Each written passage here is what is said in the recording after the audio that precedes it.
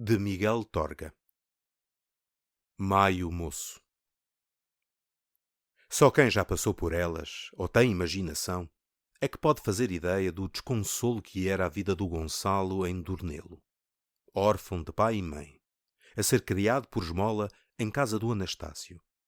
Fome, pancadaria e o dia inteiro atrás do gado na serra como um escravo. Desprezível e sem uma letra, metia dó. Valia-lhe um pífaro de barro, que trocara por um peão de bucho que fizera à pódoa, onde contava às fragas a sua melancolia de criança infeliz. Enquanto as ovelhas, que conhecia uma a uma como se fossem pessoas, iam tuçando o panasco das lombas, soltava ele as suas queixas, empoleirado nos lapedos. Lamentava-se de um abandono humano que lhe doía no coração, vazio de uma palavra de carinho ou de um gesto de ternura.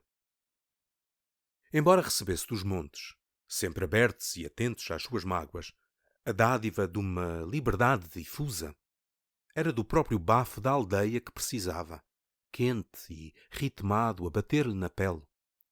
Esse calor, porém, estava Dornelo longe de lhe dar. A solidão do pastor entranhara-se de tal modo no quotidiano da povoação que o viam entrar à noite e sair de manhã como se ele fosse um borrego do próprio rebanho que guardava.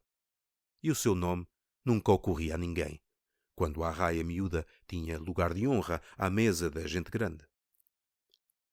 Todos os rapazes da idade do Gonçalo guardavam na memória uma aventura. Um fora de profeta na festa. Outro vestira opa e segurara as borlas do pendão. Outro pegara na caldeirinha no dia de Páscoa. Ele, nada. As grandes horas de Dornelo passavam-se à margem da sua vida, rota e desamparada. Nem sequer fizera a primeira comunhão. Sem licença de ir à doutrina, enquanto os mais, de roupa nova e laço branco na manga do casaco, pisavam solenemente as lajes da capela, calcorreava o desgraçado as veredas do Cabril. Assim decorria tão negregada existência, quando o destino, compassivo, lhe modificou a catadura de uma maneira inesperada e bonita. Fria já de si, a montanha naquele ano encaramelara de vez.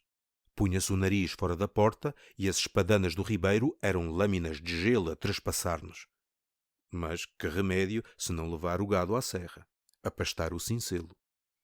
Ora, os nevões, o nevoeiro e o codo são a bem-aventurança dos lobos.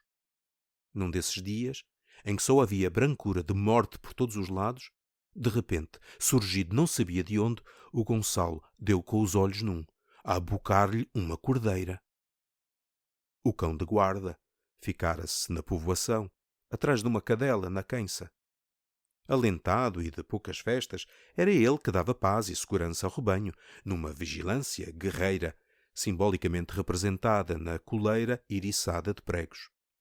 Por isso, sem aquela proteção, o mesmo terror que tresmalhou as reses sidrou o pastor.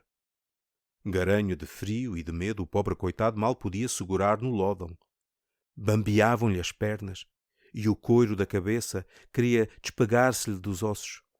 Mas subitamente, por mistérios insondáveis da natureza humana, ergueu-se-lhe dentro do corpo acobardado uma onda de coragem e arremeteu com tal fúria sobre o ladrão que parecia uma fera a avançar sobre a outra. "Grande corno!"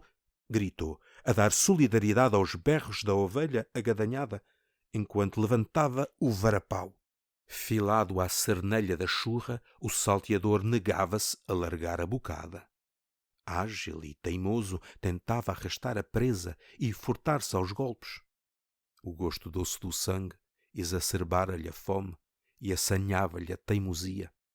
Tanto montava as bordoadas choverem como nada. "Cabrão!"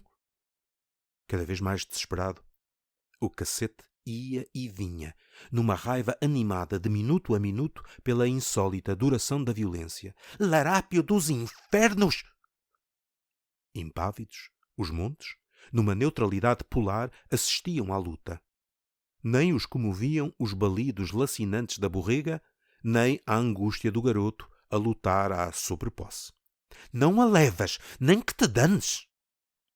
O ímpeto inicial, fruto da espontânea reação a qualquer desafio que nos é feito, dera lugar a uma serena e voluntariosa consciência protetora. Rei dos animais pela razão, o pastor perdera o sentido do perigo e o terror dele. Agora era um inexorável fiscal da ordem a impedir desmandos. Eis como um gado! Num salto imprevisto, o inimigo arredara-se de uma estadulhada que parecia certeira e o cajado batera em falso num fragão. E esta? Desiludido com a perícia da emenda, que foi rápida e lhe assentou em cheio no lombo, o lobo hesitou. Mas quando se resignou a abandonar a vítima e se dispôs a fugir, o Gonçalo cortou-lhe a retirada. Tem paciência, agora ficas aqui, disse, e redobrou a força das mocadas. Não pões os queixos em mais nenhuma. Derriado, o lobo arreganhava os dentes inutilmente. Com mais 3 ou 4 amacios, estava liquidado, com a espinha quebrada, caído aos pés do vencedor. Calhou ser dia de feira em São Lourenço, e o Nicolau Almocreve, que regressava à casa, dar de chofre com aquele espetáculo. O catraio, pálido de emoção e possuído ainda da fúria vingadora, a migar os ossos do agressor. Este, esquadrilhado, a babar a neve do sangue da agonia. Com 30 milheres de diabos! Tu onde arranjaste tanta coragem, rapaz? O pequeno limpou o reino do nariz. Filho de quem o pariu! Olha o que ele fez! Sem vaidade, singelamente, mostrava a mola que o empurrara.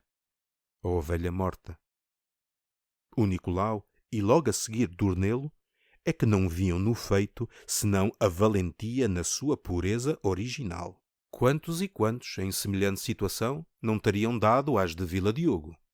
E a vida do Gonçalo transfigurou-se. Relatada a façanha e provada com a presença da bicheza, que percorreu o povoado em procissão, um outro sol iluminou os seus gestos, as suas palavras, a sua solidão.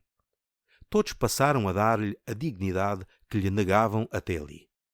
Os grandes queriam protegê-lo. Os pequenos, imitá-lo. A mestra protestou que era uma barbaridade deixá-lo analfabeto. O abade declarou que ia ensinar-lhe o catequismo. A ração aparecia-lhe dobrada no bornal. Começara, entretanto, a primavera a despontar da terra e dos céus. Não havia outeiro encardido que se não cobrisse de lírios, torgas e tojos em aleluia. O rebanho, farto, anedeava. E a flauta de barro trinava de manhã à noite nos lábios do pastor, curados do cieiro. Muito bem toca o demónio do garoto. Herói do povo, aconchegavam-no orgulhosamente à fibra mais generosa do coração. Inventavam-lhe façanhas antigas, ditos cheios de graça, habilidades que nunca tivera. Do deserto monótono de outrora ia surgindo uma biografia rica, divertida, recheada de peripécias e de sentido. Pareciam abelhas a encher um favo. Ninguém queria deixar de colaborar na gesta redentora. Uma vez viu eu, por causa de um ninho, subir ao alto do negrilho que até a gente se arrepiava. Dita, a mentira mudava logo de sinal aos olhos do próprio mentiroso. Transformava-se numa verdade evidente. Óbolo de boa vontade deposto aos pés do ídolo passava a fazer parte da sua intangível realidade. Tinha ele 10 anos, quando deu tamanha capilota à minha burra, saltou-lhe para cima do lombo, credo, santo nome de Jesus. Pouco a pouco, iam tornando sobrenatural tudo quanto fora medíocre na vida do pequeno. Uma glória sem raízes parecia-lhes inverosímil, e douravam-lhe o passado. Forjavam-lhe a perfumada crónica dos que merecem, por qualquer ação grata aos semelhantes, que se lhes estenda aos pés, desde o berço à mortalha, um tapete de luz. Mas nada disso os satisfazia ainda. E as próprias serras resolveram então propor um remate alegórico àquela azáfama nobilitadora.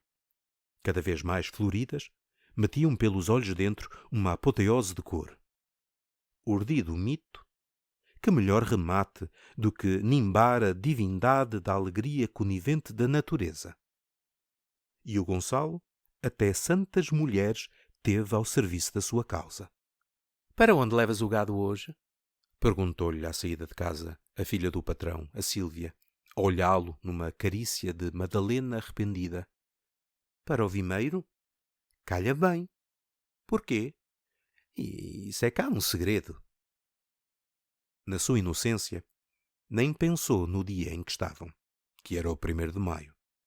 Nem adivinhou a fundura da intenção. Só à tarde, quando encantava os penedos a arrancar melodias da alma, é que viu um bando de raparigas surgir detrás de um outeiro, como se fossem atraídas pelo som dos seus trilos. Carregadas de flores de giesta, rodearam-no e puseram-se a adorná-lo como um deus. Submisso, deixou-se vestir e coroar por aquelas mãos carinhosas e devotadas do oiro que a imaginação há muito lhe prometia e agora lhe era finalmente entregue. E assim, feliz e festivo, entrou em Dornelo.